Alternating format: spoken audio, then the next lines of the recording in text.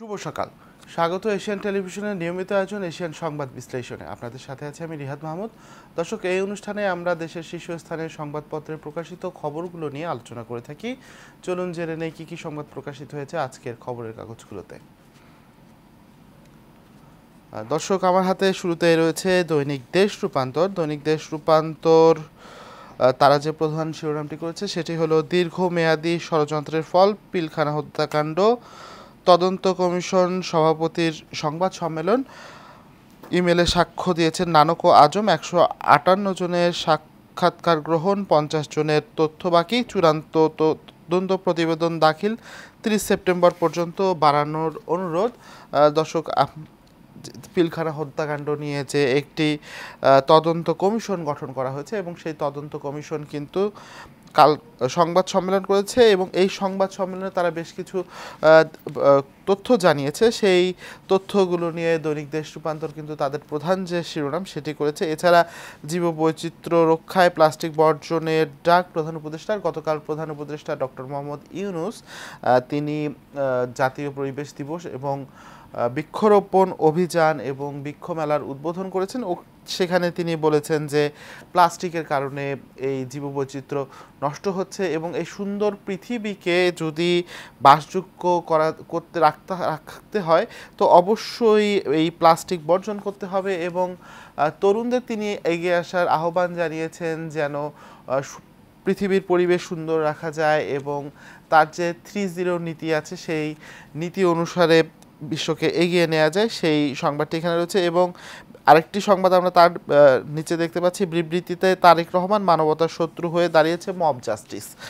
Mob justice এক হিংস্র উন্মাদনা যা মানবতার শত্রু হয়ে দাঁড়িয়েছে বলে মন্তব্য করেছেন বিএনপির ভারপ্রাপ্ত চেয়ারম্যান তারেক রহমান। তিনি বলেছেন, নির্যাতিতদের সমর্থনে জাতিসংঘ ঘোষিত আন্তর্জাতিক দিবসটি অত্যন্ত তাৎপর্যপূর্ণ।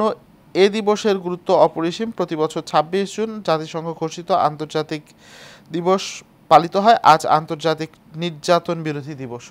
এই উপলক্ষে তিনি বিবৃতি দিয়েছেন, সেই সংবাদটি এখানে এসেছে। এছাড়া এবার সাবেক সিইসি হাবিবুল আওয়াল গ্রেপ্তার। গতকাল তাকে গ্রেপ্তার করে ডিবি।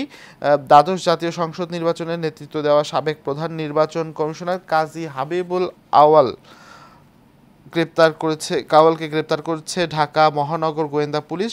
গতকাল বুধবার দুপুরে রাজধানীর মগবাজার থেকে তাকে গ্রেপ্তার করা হয়।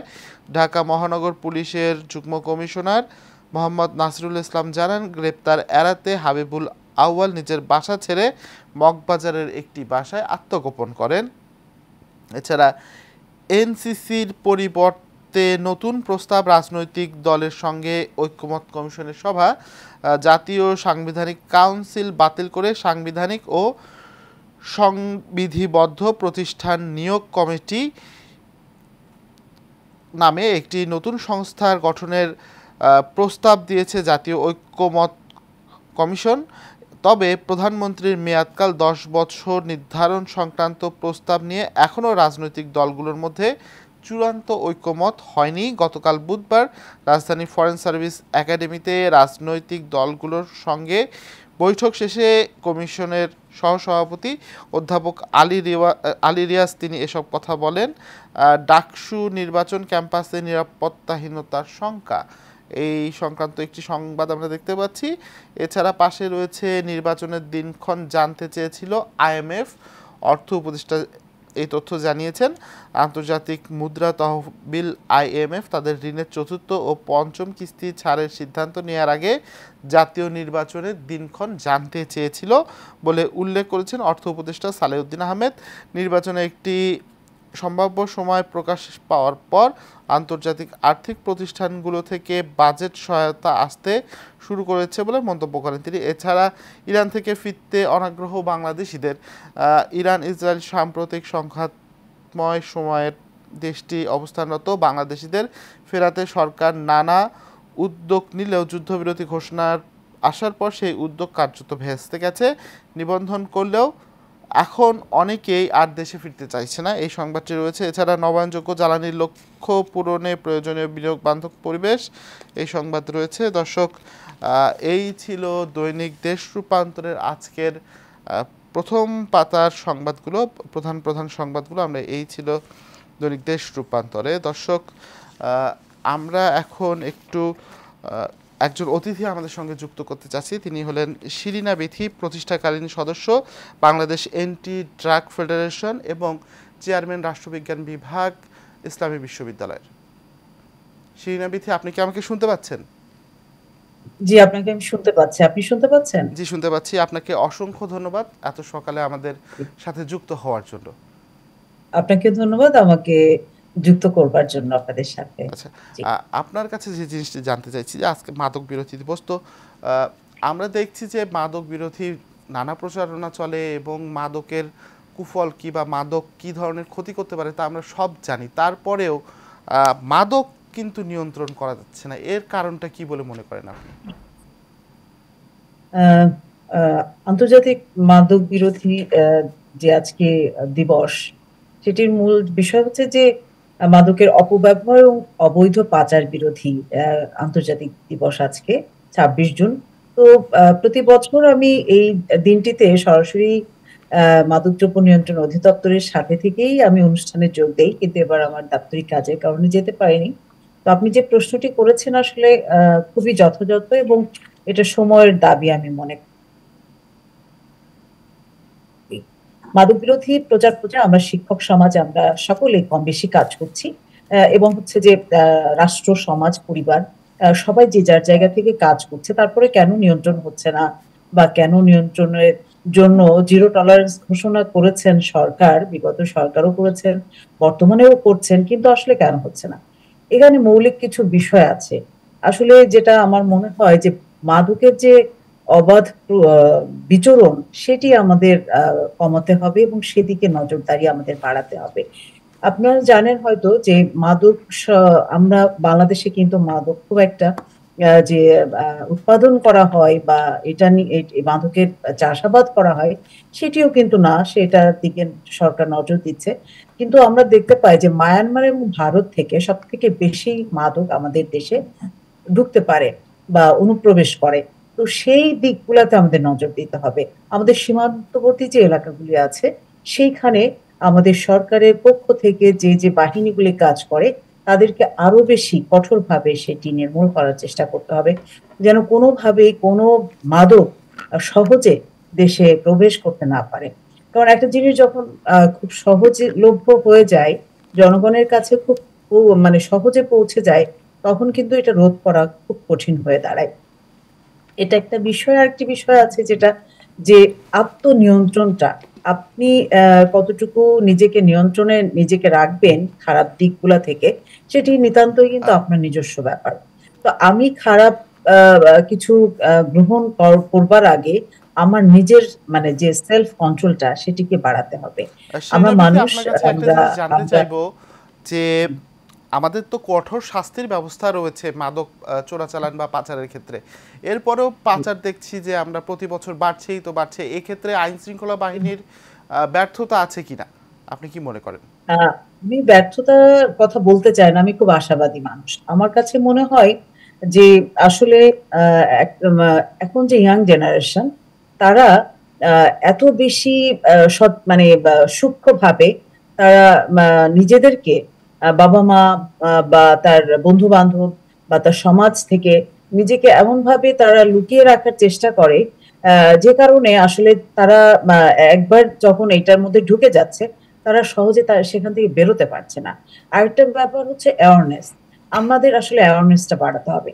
আমরা যদি শুধু পুলিশ বাহিনীকে বা বিভিন্ন বাহিনীকে যদি আমরা দোষারোপ করি, সেটি হবে না। তারা চেষ্টা করছে, সরকার চেষ্টা করছে, রাষ্ট্র অবশ্যই তার বিভিন্ন ফোর্সকে এই কাজে লাগিয়েছে এবং তারা প্রচুর কিন্তু মাদক সেবীও মানে আমরা দেখতে পাচ্ছি এবং মাদক ব্যবসায়ও দেখতে পাচ্ছি। কিন্তু আমাদের সর্বোচ্চ শাস্তি মৃত্যুদণ্ড পর্যন্ত আছে, আপনারা জানেন হয়তো। কিন্তু সেই শাস্তির ক্ষেত্রে আমার মনে হয় বিচারের ক্ষেত্রে এবং শাস্তি প্রয়োগের ক্ষেত্রে আরেকটু নজরদারি বাড়াতে হবে বা আরেকটু কঠোর হতে হবে সরকারকে। এখানে উদাসীনতার কথা আমি বলবো না, কিন্তু কোনো না কোনো ভাবে যেন এই মাদক ব্যবসায়ী যাদেরকে ধরছে, প্রচুর মাদক ব্যবসায় ধরা পড়ে, কিন্তু কেন যেন তারা একটা সময় গিয়ে ছাড়াও পেয়ে যাচ্ছে।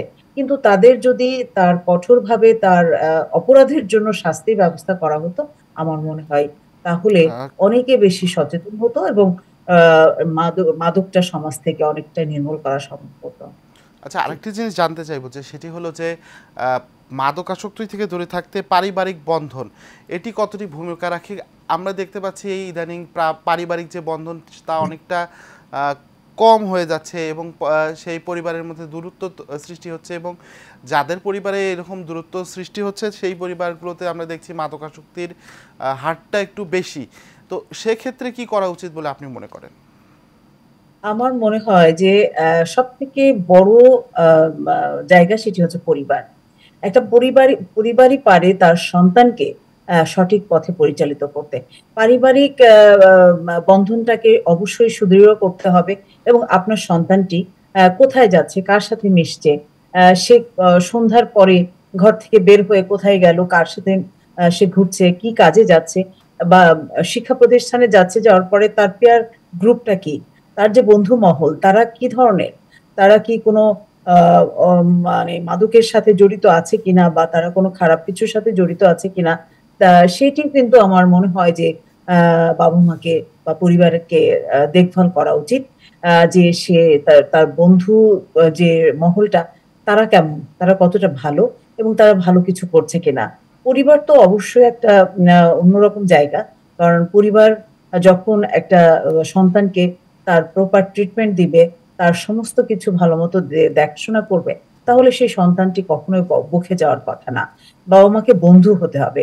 আরেকটি বিষয় আপনাকে বলি, যদি এমনই হয় যে আমাদের সন্তান কারো না কারো সন্তানই তো মাদকাসক্ত, তারা যদি আ একটু কোনোভাবে যদি জড়িয়েই যায়, তাহলে তাদেরকে দূরে ঠেলে না দিয়ে তাদেরকে অবশ্যই ভালোবেসে কাছে আনতে হবে। তাদের সাথে বন্ধুর মতো আচরণ করতে হবে এবং সর্বোপরি যেটা আমার মনে হয় যে সে যদি মাদকাসক্ত হয়েই পড়ে, তাহলে তাকে প্রপার ট্রিটমেন্ট দিতে হবে। তাকে কিন্তু আ এটা একটা অসুখের মতো। আপনি একদিনে কিন্তু এটি পারবেন না। যদি কোনো সন্তান এরকম হয়েই যায়, সেক্ষেত্রে অবশ্যই যে সরকারি এবং বেসরকারি পর্যায়ে যে রিহ্যাব সেন্টার গুলি আছে, সেখানে গিয়ে তাকে নিয়ে যাওয়া, কাউন্সেলিং করা বা যে ক্লিনিক্যাল সাইকোলজিস্ট আছে তার সাথে কথা বলা। এভাবে করে তার সন্তানটিকে কিন্তু যদি সে মাদক কাসক্ত হয়ে যাওয়ার পরে শিরিনা তাকে বিথি, যদি আপনাকে ভালোমতো অসংখ্য শিখিয়ে ধন্যবাদ আমাদের সময় দেওয়ার জি, জন্য। আন্তরের প্রধান যে শিরোনাম সেটি হচ্ছে আমরা দেখতে পাচ্ছি ত্রয়োদশ জাতীয় সংসদ নির্বাচন, হেভিওয়েটদের বিরুদ্ধে লড়তে হবে এনসিপিকে। ত্রয়োদশ জাতীয় সংসদ নির্বাচনে যারা যেসব এনসিপির যেসব শীর্ষস্থানীয় নেতা রয়েছেন তারা কার কার সাথে লড়বেন সেটি একটি সংবাদ রয়েছে। এছাড়া একটি বড় ছবি আমরা দেখতে পাচ্ছি, সেটি হচ্ছে ইরানের হামলায় বিধ্বস্ত বীরসেবায় সার্কো হাসপাতালে ধ্বংসাবশেষের মাঝে ইসরায়েলি প্রধানমন্ত্রী নেতানিয়াহু। তার নিচে সংবাদটি রয়েছে 10টি পারমাণবিক বোমার রসদ ছড়িয়ে ফেলেছে ইরান। ইরান যুক্তরাষ্ট্র আগামী সপ্তাহে বৈঠক ট্রাম্প, এই সংবাদ রয়েছে। এছাড়া নির্যাতন বিরোধী দিবসে তারেক রহমান মব জাস্টিস মানবতার শত্রু হয়ে দাঁড়িয়েছে, এই সংবাদটি রয়েছে। এছাড়া মোবাইল ফোন ট্র্যাক করে শনাক্ত আমি ডামি ভোটের কারিগর হাবিবুল আওয়াল গ্রেপ্তার। পুরো সময় বিতর্কিত ছিল আওয়াল কমিশন, গতকাল যে হাবিবুল আওয়াল গ্রেপ্তার হয়েছেন সেই সংক্রান্ত সংবাদটি এখানে রয়েছে। এছাড়া ঐকমত্য কমিশনের সঙ্গে বৈঠক, রাষ্ট্রীয় মূলনীতি নিয়ে ঐকমত হয়নি। এছাড়া সেই সংবাদটি রয়েছে এবং প্রধানমন্ত্রীর মেয়াদ 10 বছরে একমত হয়েছে বিএনপি। একটি এটা বলতে হবে যে বেশ বড় একটি অ্যাচিভমেন্ট হতে যাচ্ছে ঐকমত্য কমিশনের জন্য। এছাড়া এসআই সুকান্ত দাসকে ছেড়ে দেওয়ার অভিযোগে বিক্ষোভে উত্তাল খুলনা, কেএমপির কার্যালয়ে তালা, পুলিশের উপপরিদর্শক সুকান্ত দাসকে ছেড়ে দেওয়ায় ক্ষোভে উত্তাল খুলনা মেট্রোপলিটন পুলিশের কমিশনার ও সিটিএসবির উপ পুলিশ কমিশনার পদত্যাগের দাবিতে বুধবার কেএমপির সদর দপ্তরে ঘেরাও ও প্রধান ফটকে তালা লাগিয়ে দেওয়া হয়েছে, সেই সংবাদটি রয়েছে। দর্শক, এই ছিল যুগান্তরের আজকের প্রথম পাতার সংবাদগুলো। আমরা এখন একটু দেখে নিতে চাই দৈনিক ইত্তেফাক কি সংবাদ প্রকাশ করেছে। দৈনিক ইত্তেফাকের যে প্রধান শিরোনামটি সেটি আমরা দেখতে পাচ্ছি, সিইসির সঙ্গে বৈঠক, সংসদের আগে স্থানীয় সরকার নির্বাচন চায় জামায়াত, সংসদ নির্বাচনে আনুপাতিক প্রতিনিধিত্ব দাবি। দর্শক জানেন যে দুদিন আগেই কিন্তু জামায়াত কিন্তু তাদের যে প্রতীক দাঁড়িপাল্লা এবং তাদের নিবন্ধন সেই ফিরে পাওয়ার একটি গেজেট প্রকাশ করা হয়েছে। গতকাল জামায়াতের একটি প্রতিনিধি দল কিন্তু নির্বাচন কমিশনে গিয়েছিল এবং সেখানে তারা একটি আলোচনা হয় এবং আলোচনায় জামায়াত জানান যে আগে সংসদীয় নির্বাচনের আগে স্থানীয় নির্বাচন এবং তারপরে সংসদীয় নির্বাচন চায় তারা, এবং সংসদ নির্বাচনে তারা আনুপাতিক প্রতিনিধিত্ব দাবি করে এসেছে। পাশে আমরা দেখতে পাচ্ছি তারেক রহমানের ছবি। তিনি বলেছেন মব জাস্টিসের নামে হিংস্র উন্মাদনা চলছে। আজকে যে নির্যাতন বিরোধী দিবস, সেই বিবৃতিতে ইরানের পরমাণু স্থাপনা ধ্বংস হয়নি, পেন্টাগন ভয়ানক ক্ষতি হয়েছে তেহরান। এখন যুদ্ধের সময় যখন সংঘাত চলছিল ইরান ইসরায়েল, তখন যুক্তরাষ্ট্র যখন হামলা চালিয়েছিল তখন কিন্তু তেহরান বলেছিল যে তারা ইউরেনিয়াম সরিয়ে নিয়েছে এবং যুদ্ধ বা সংঘাত শেষ হওয়ার পর পেন্টাগনের পক্ষ থেকে এখন দাবি করা হচ্ছে ইরানের পরমাণু স্থাপনা ধ্বংস হয়নি তেমন, কিন্তু এখন উল্টো কথা বলছে আবার তেহরান বলছে তারা ভয়ানক ক্ষতির শিকার হয়েছে। এর পাশে আমরা দেখতে পাচ্ছি প্রধান উপদেষ্টা ছবি। তিনি জাতীয় বৃক্ষরোপণ সপ্তাহ এবং বৃক্ষরোপণ অভিযান এবং বৃক্ষ মেলা উপলক্ষে তিনি একটি গাছ রোপণ করছেন।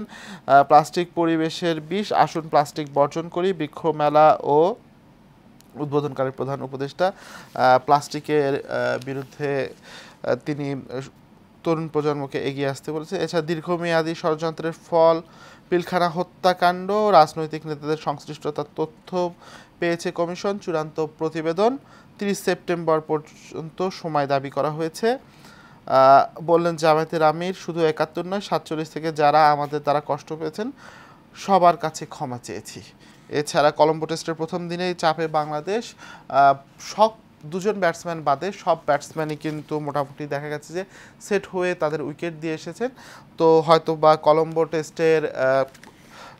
টেস্টের একটু স্কোর কার্ডটা আরও ভালো হতে পারতো বা কলম্বো টেস্টে বাংলাদেশ সুবিধাজনক অবস্থানে থাকতে পারতো যদি দুজন বা একজন ব্যাটসম্যান তারা সেট হওয়ার পর তাদের ইনিংসটা বড় করতে পারতেন। দর্শক, আজকের বেশিরভাগ পত্রিকায় আমরা যেটা দেখতে পাচ্ছি সেটি হচ্ছে প্রধান উপদেষ্টা ডক্টর মোহাম্মদ ইউনূস গতকাল বৃক্ষরোপণ অভিযান এবং বৃক্ষ মেলার উদ্বোধন করেছেন এবং ইরান এবং ইসরায়েলের যে সংঘাত, সেই সংঘাত বন্ধ হওয়ার পরেও সংবাদ এসেছে অনেক, এবং তারেক রহমান বিএনপির ভারপ্রাপ্ত চেয়ারম্যান তিনি মব জাস্টিসের বিপক্ষে কথা বলেছেন। ঐক্যমত্য কমিশনে বেশ কিছু অগ্রগতি হয়েছে, সেগুলো নিয়েও আজকের পত্রিকাগুলোতে সংবাদ প্রকাশিত হয়েছে।